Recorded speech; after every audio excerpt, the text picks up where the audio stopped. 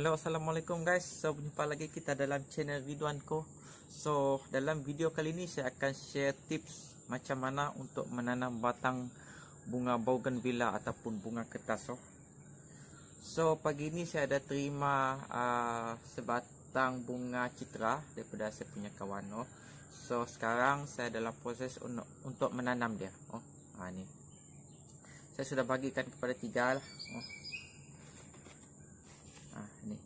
So saya akan kongsikan dengan korang macam mana cara terbaik untuk menanam batang bougainvillea ataupun kita lebih kenali sebagai bunga kertas lah.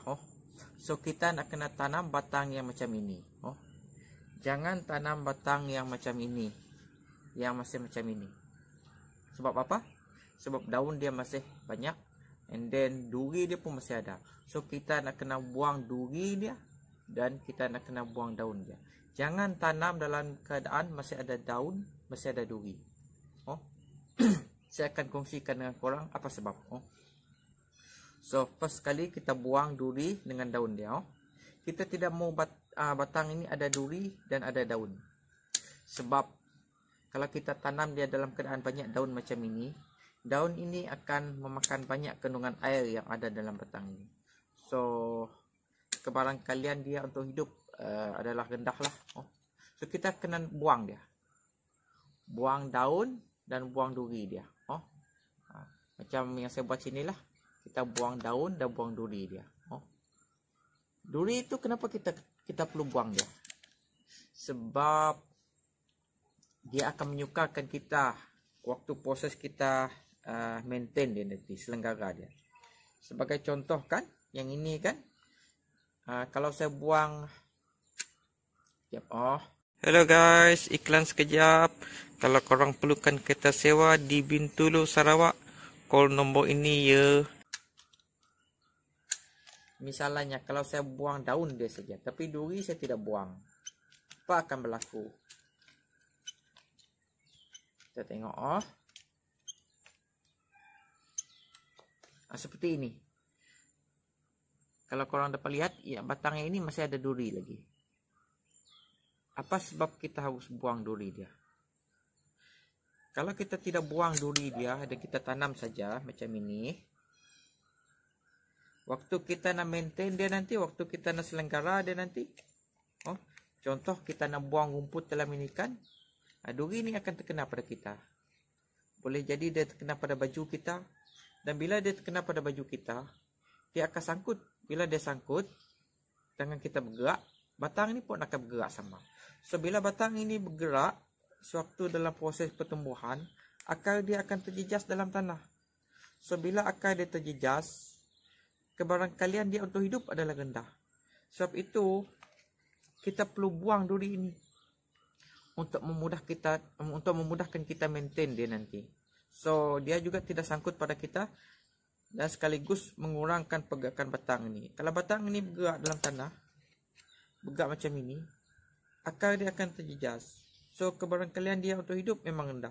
So kita perlu tanam dia dalam keadaan dia mesti tegak begini dan tidak bergerak-gerak. Dia mesti stabil, tidak bergerak-gerak, baru dia mau hidup. So duri ini kita perlu buang. Fungsinya adalah untuk memastikan kita mudah selenggara dia nanti. Sebab kita perlu buang rumput pada tanah batang yang kita tanam itu. So kita perlu tanam hanya batang dah saja. Tiada daun, tiada duri. Tapi kalau ada sehelai daun, boleh jugalah sehelai daun kecil macam tu, itu boleh. Tiada daun pun tiada masalah. Jangan dia semua ada daun. Itu tidak bagus. Itu tiada guna juga kita simpan daun ini, sebab dia akan layu juga so kita perlu buang dia. And then daun tersebut pun akan memakan banyak kandungan air dalam batang dia, so itu tidak bagus. So lepas kita buang daun dan duri dia, seperti ini, so ujung bahagian yang kita hendak pacak tu, kita tajamkan dia. Sebab apa? Untuk memudahkan kita mencucuk dia ke dalam tanah. Lebih kurang macam inilah. saya tidak gunakan apa-apa, itulah bahan untuk bahan penggalak untuk akar itu tumbuh. Sebab bunga kertas ini dia sejenis batang yang sangat mudah untuk tumbuh lah. Tapi ada juga bunga kertas yang jenis yang suka untuk tumbuh. And then batang itu kita perlukan penggalak lah. Tapi kalau batang kertas biasa, so kita pacak macam itu saja. And then kita maintain dia bagus-bagus, simpan tempatnya teduh, insyaallah dia akan tumbuh. So macam inilah. Tanah ini saya gunakan tanah campur lah. Ini saya share dengan korang lah. Tanah yang saya gunakan ini adalah tanah pasir, tanah kuning dan tanah bakar lah. Saya campur dia lah. Jangan baja dulu. Waktu awal penanaman jangan baja dulu, bagi dia tumbuh dulu.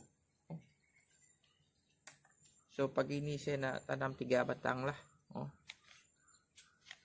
Seperti biasa, lepas kita tajamkan dia, lepas kita buang duri, ini saya tinggalkan sehelai daun.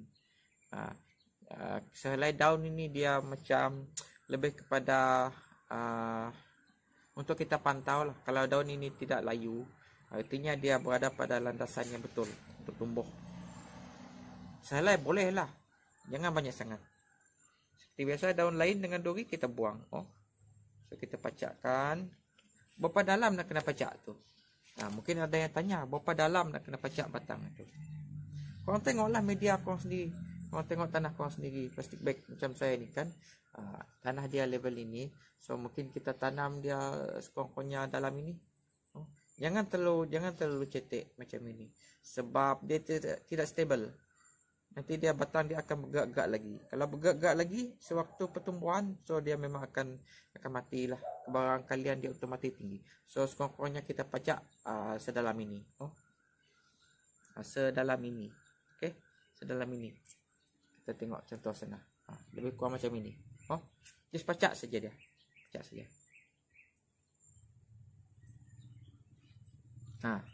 Macam itu. So kalau korang dapat lihat di sini, ketiga-tiga batang yang saya tanam ini, kesemuanya hampir tiada daun, cuma sebatang saja. Itu pun sehelai daun saja saya tinggalkan. Selepas kita tanam dia, so kita nak kena letakkan dia pada tempat yang teduh, untuk mengurangkan panasan lah. Okey, rasanya itu saja tips ataupun info dalam video kali ini. Jangan lupa subscribe. Dan jumpa lagi dalam next video. Assalamualaikum, bye bye.